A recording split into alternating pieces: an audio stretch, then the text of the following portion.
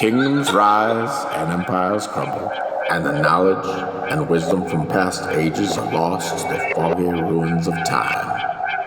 But for genuine seekers of truth, one place stands alone on a hill.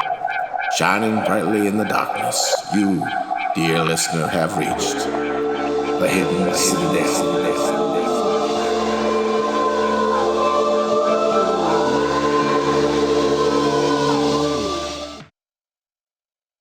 Hey, we're back with another Monkey Investigates, as Monkey joins us finally, I think, for the, in the Monkey Cam to be part of our program. Right, Monkey?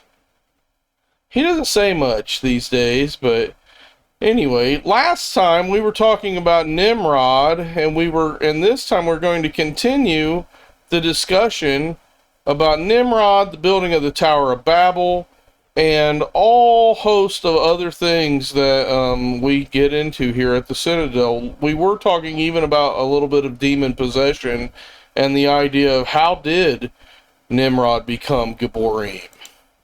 And the thing is, whatever it was with Nimrod, obviously he didn't give up. I mean, if this connection between Enmerkar, Nimrod, Narmer, and Ninus, and some of these other rulers that lived in the 3000 BC era, that were all major builders, and they kept trying to build over and over and over again. It's like, what was it that he had got it into his head? I am going to build, my own empire, rather than let God have his empire. So much so that he even came up with the idea, or I say co-opted. He co-opted the idea of the dying and resurrecting God. Because apparently with Semiramis, whenever Nimrod died, the thinking is that she claimed to have had a child, which is this Tammuz, and that a sunbeam impregnated her, and then she gave birth to Nimrod again. Yeah. And Tammuz was the reincarnation of Nimrod. So the concept of reincarnation comes from Semiramis. The concept of being impregnated by a virgin they co-opted to use, for her own thing. Yeah. The idea of dying and resurrecting a god, like with the Osiris myth, came from that. And it's like all of this was stuff that they came up with. And here's the thing, what I meant was these were things that they took from the prophecies that probably Noah and Adam and all these people knew about. Here's the thing that we know when looking at the early texts. If you look at Genesis and you look at Jubilees, which is not real early, that's Second Temple, but if you look at Job, if you look at some of the early Psalms, and if you look at Enoch and Jasher maybe, but that's a Middle Ages kind of thing, so who knows. But anyway, those other ones are relatively early texts. And when you look at them, what you realize is the concept of resurrection had already been established. The concept of atonement for sins had already been established. The concept of a messianic figure had already been established. The concept that he would come from one of the daughters of Eve had been established. We don't really get the virgin birth narrative until Isaiah, but it wouldn't surprise me if there wasn't some other older text, because all this other stuff was right back there in the beginning. It wouldn't surprise me if there wasn't the virgin birth aspect of it as well, especially when you look at the Mazzaroth. And you can check out our 3-part episode or series. That's 3 hours of discussion of the Mazzaroth, where we get deep into this, and the concept of a virgin giving birth to a Messiah goes all the way back to Mazzaroth thinking, which dates all the way back to this time period. And all of these things were probably prophetic events that were passed down from Adam to Noah. And then when Noah's sons split up, of course, Nimrod's going to have this information too. But if he wants to be the head guy, what's one of the first things that any kind of dictator does is they co-opt the script. If you look at what happened in North Korea, there's a good example of it. They have a weird North Korean version of Christianity where the leaders, Kim Jong-il and Kim Jong-un, are actually considered like messianic figures, and they have a warped red Bible that they use to teach people to worship them and all this stuff. And so it's kind of like, it isn't that hard to imagine that Nimrod would have decided, well, we've got all these prophecies from Adam, we need to change these prophecies around and make them pointing to me, and so that everybody will be following me and worship me like a god, so that I can keep them in control, which is what a dictator wants to do. And he fits that profile of a dictator, and he really is the prototype of what the Antichrist will be later on in the end times period. They had to have come up with this before they died.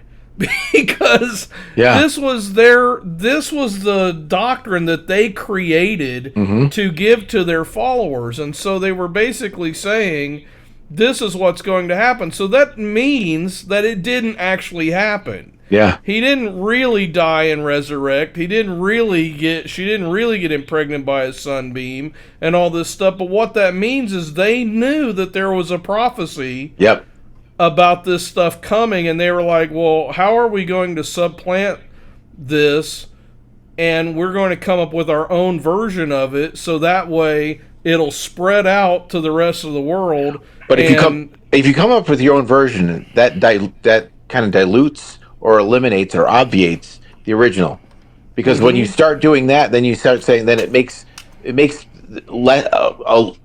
a lesser impact of what the original is, because you say, oh, there's also this. Remember, you still love your. Well, that's why people point to Mithraism and say, oh, that was before Christianity. Yeah. No, it came after Christianity. Yeah. But yeah, these others did come before Christianity. But that's because they're trying to obfuscate. And this is where the eucatastrophe comes in, Gary Wayne. Yeah. Okay? All these other mythologies co-opted. Well, they all didn't co-opt. They all sprang from the original co-option of the original prophecy that there would be a Messiah that would come, and he would deliver the people and restore people back to God. And so, because of that, they basically spread all throughout the world, and every mythology you can trace the same core element, and Joseph Campbell did a real good job of showing this. And you can see the same core element in every myth in the world, because Joseph Campbell, if you don't know, is the guy that came up with the hero's journey motif. God was going to use it, even though it was meant for evil. God says, I'm going to use this for good, so that when the missionaries come, people will say, wait a minute, we recognize that story, that eucatastrophe, that good news, that gospel. That's what eucatastrophe actually means, basically, is we recognize that in our own religion. Oh, our own myths must have been a prophecy pointing us to this guy Jesus that they're telling us about. Yeah. So there's a book, and I mentioned it in one of our videos. It's called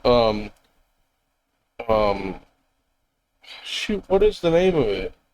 Heaven in Their Minds, or Heaven in Their Hearts, I think was the name of the book. I can't remember who wrote it. And in the book, he goes through lots of stories of your mythological based societies. In the Incas, he talks about the actual story behind when Paul goes, I think, up to Mars Hill, and he talks about the unknown God. He talks about the story behind that. In this book, he really shows a lot of how early mythology around the world prepared people to become Christians. And once the gospel came to them, people realized, oh, wait a minute, that is what our stories that we've been keeping for all this time has been telling us, and then they just converted over. I do get into that a little bit in my book, Sacred Fire, too. And when you read the book, like I mentioned before, it was a book called Heaven in Their Hearts. He talks about lots of people that the first time they heard a missionary talk about this, they recognize, oh, that was something from our own myth. Yes. And then they convert and become Christians. Yeah. That's what eucatastrophe means. And that's what and that's really comes to the verse that the whole world really has access to understanding. It's just in different kinds of ways. So they would be without excuse. Yeah, and he says this heavens proclaim this. Yeah. Why? And you know what? Because I want to pop in there for just a second. Greg, he spent most of his career in the school system, and he's very well versed in understanding that there are a lot of different ways that people learn. And one of the things that we gripe about a lot on the Hidden Citadel is systematic theology, especially Reformed systematic theology. And what you find with systematic theology is there is one way to understand and to study the Bible. But people learn in a very multitude and variety of ways.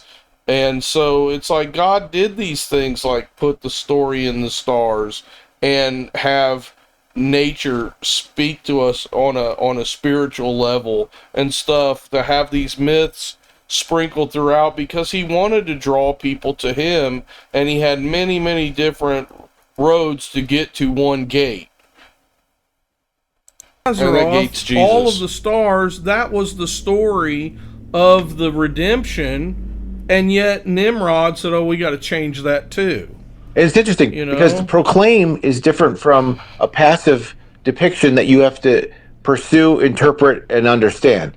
If if I look at it long enough, I'll understand. You have to kind of interest in it. Proclaiming is an announcing that you'd have to ignore the announcing. It's a generating of audio and visual and cognitive information. That's proclaiming is the pro is to go forth. Yeah. And it's going forth at you. So it's not like it's you're like agnostically going, I'm going through life and I hope I understand that, or there it is. If I investigate it long enough, I'll see it. Proclaiming is different. It's advancing toward you, and if you are not understanding, it's because you've ignored it, not that it's unaccessible to you or inaccessible. Let's add the ziggurat now into what we're talking about. Mm-hmm. What do archaeologists say ziggurats were for? They always bring it. Well, yeah, but they always bring it back to the Chaldeans and how they'd go up. And what did the Chaldeans do? They studied the stars. And they were astrologers and all this. Yeah. Okay. So if you've got a building that you're creating and also let's bring in all these other buildings, what do they all have in common? They're all lined up for like the solstices and different things like that. And it's like, okay, well, if all these stargazers have gone around the world and they're creating these buildings that are supposed to line up with the celestial events, then that tells you that they were paying attention to what was going on up there. And that also tells you something about Nimrod. If that's the first structure he's trying to build, it tells you that he's not a stupid person. And I think a lot of times people get the idea, oh, Nimrod, a mighty hunter before the Lord. Oh, he must have been really good at hunting animals. No. Number one, the mighty hunter before the Lord meant he was a mighty hunter basically in front of or against the Lord. So if you're a hunter going in front of somebody, you're going against them. And it's interesting because, I always thought that meant it was almost like the first of its kind. Like, could be. And so he was the first to attempt to conquer, and there'll be many more after him who will attempt to conquer. Yeah. And who did he need to hunt? He needed to hunt people so that he could bring them in to enslave them to do his projects that he wanted to be done. Because up until that point, everybody was like, well, we got to do what Noah told us to do because Noah is the one that is our leader. Yeah. and Noah's sons and all that kind of stuff. And he was like, no, we're going to do something completely and utterly different than what Noah said we should do.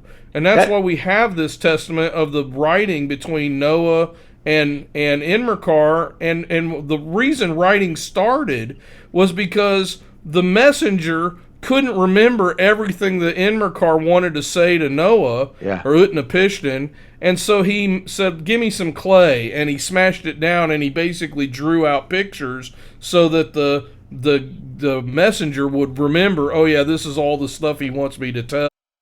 This isn't biblical, just because I didn't clarify. This is actually from the story, or the tablet, Enmerkar and the King of Arata. And Arata is Ararat.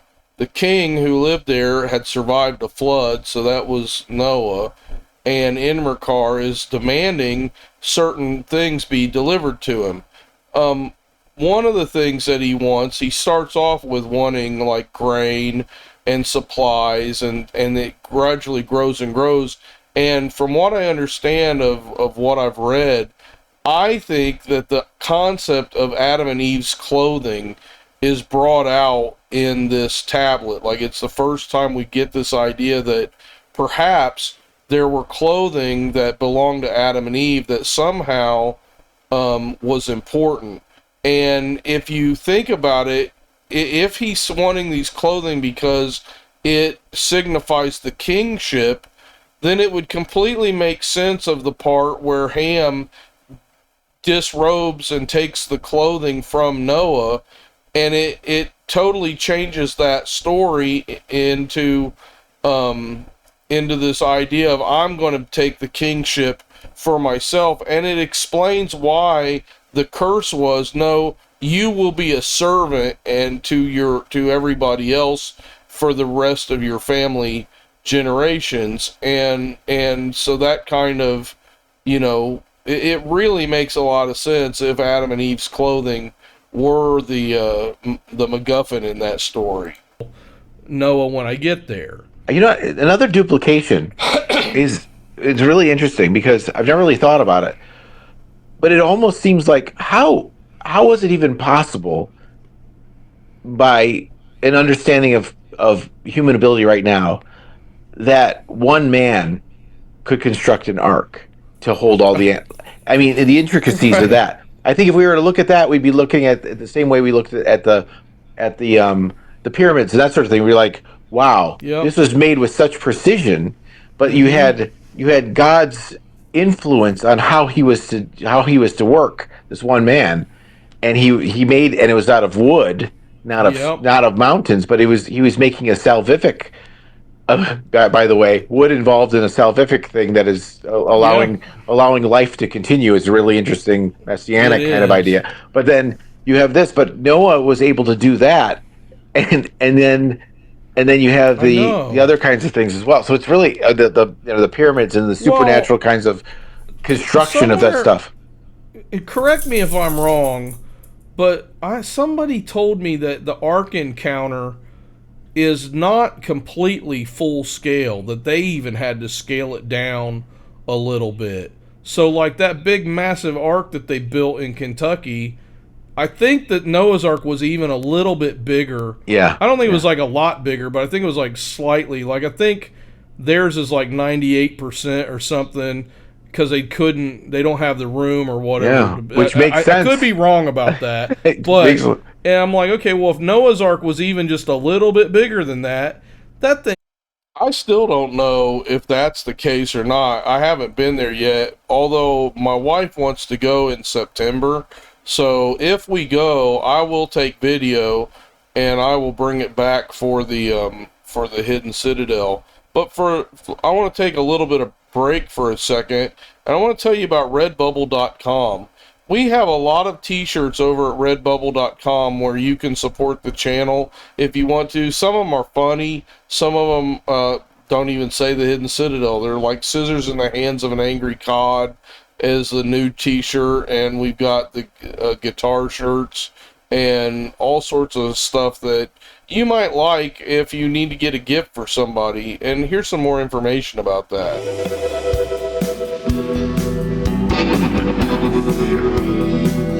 Mysteries abound in this world.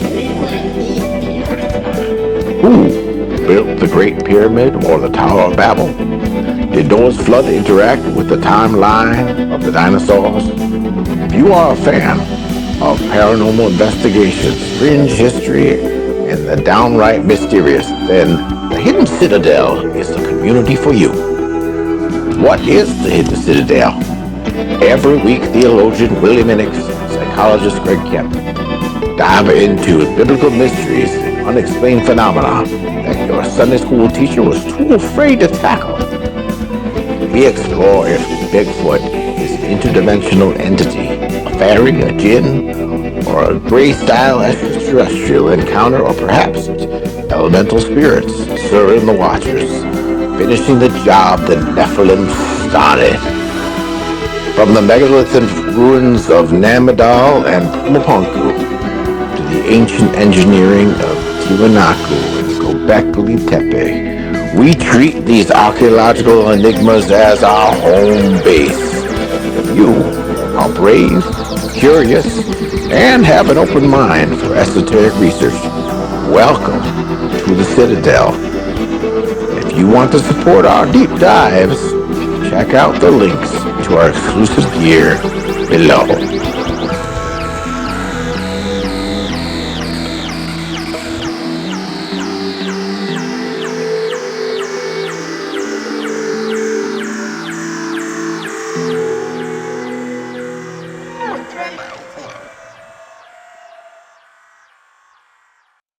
Hey, that was the song Journey to Mars by my band, the Fantastic Flying Frogs.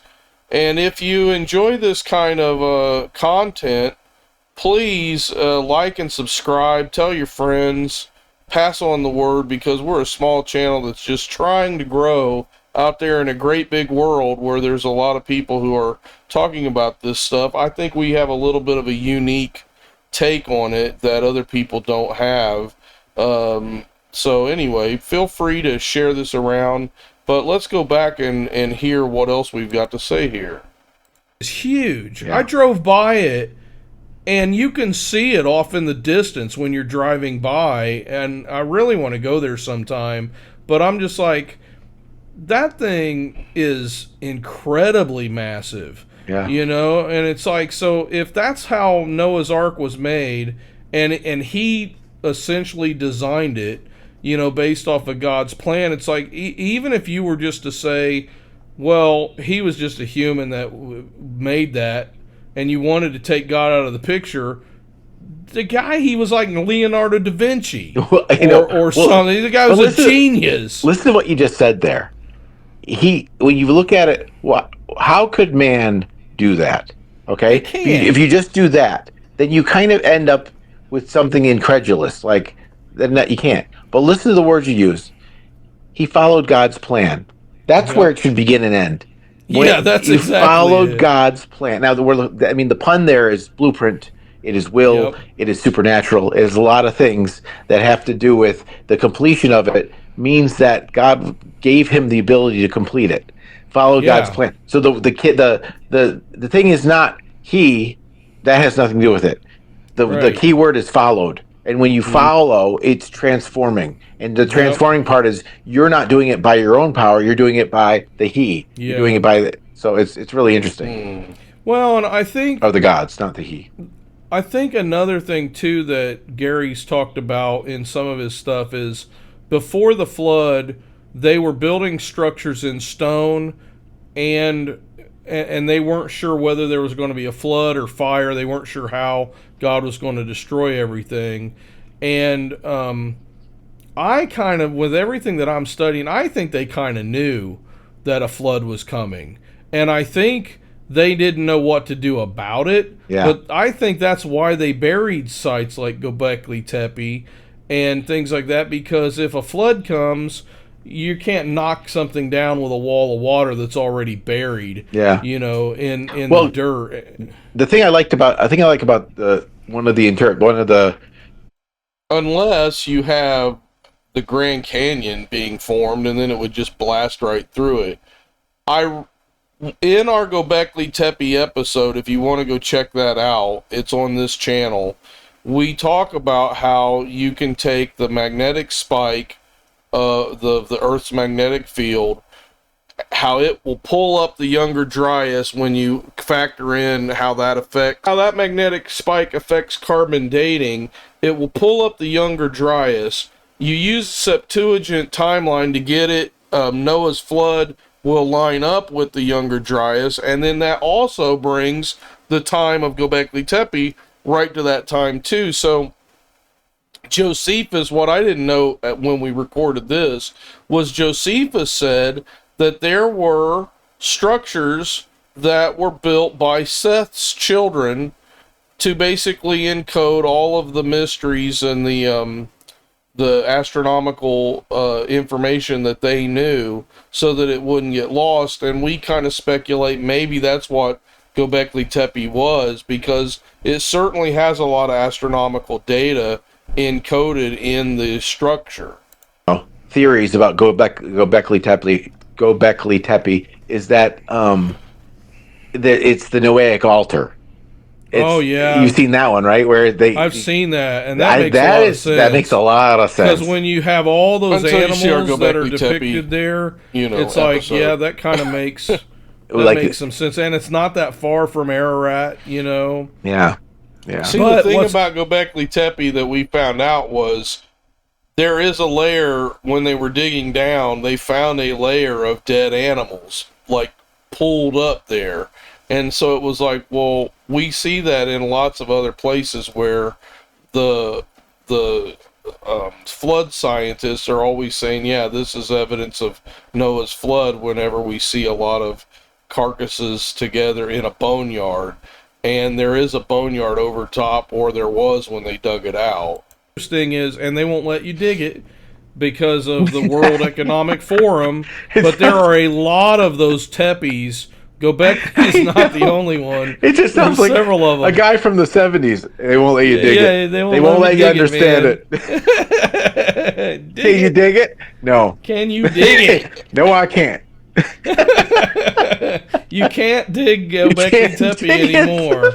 And they won't let you dig the other tepes either, so we're never going to know. But why would they stop us from being able to dig there? Why? Right. That's what I want to know. It's like, what is it about that information that they know that they don't want us to know? Yeah. I mean, that's like the guy that the pyramid guy, what's his name? Yeah. The guy who's stopping all the information. Oh, Zahi Hawass. Yes. Yeah. What is it that he knows that he's not letting anybody else? Yeah. And the thing is too, this guy Let Us Reason. He bases a lot of his stuff off of David Rohr. And I think David Rohr's a genius. And he's not a Christian, but he's the guy that... I might be pronouncing his name wrong. It might be Rawl or something, but he's the one that has the alternate timeline, and I think he's right. Interview in the Exodus documentary. And the other thing too is when you use what we're calling Citadel, this Göbekli Tepe, Noah's flood spike. We should call it just like the Citadel timeline hypothesis. When you use it, it lines everything up to where you've got his timeline is fitting in with our timeline. It just fits in a little bit better. Where they Echoes of Time, I think is the name of the... I could be getting it wrong. I think this guy did a documentary about Exodus, and he used Rohr's chronology to basically find out a pyramid that had a statue of a guy that was wearing a multicolored robe that looked like Joseph. And his sarcophagus was empty, and when everybody else's sarcophagus had bones in it, it's like, well, where did Joseph's bones go? They took them with them back to Israel, or back to Canaan. And so it's kind of... Anyway, if you would like to watch the rest of this episode, you can go over to the Hidden Citadel Archive Collection, which is linked below, and you can literally watch the whole hour and 3 minutes of this episode, including the JHS pitch that comes here in just a few minutes at the end. And you can see it in its full glory. And if you like this kind of shortened content, because maybe it fits in with your schedule a little bit better, come back next Thursday when we jump into another investigation that I'm sure you are going to love. But until then, stay in the Citadel, because night is coming.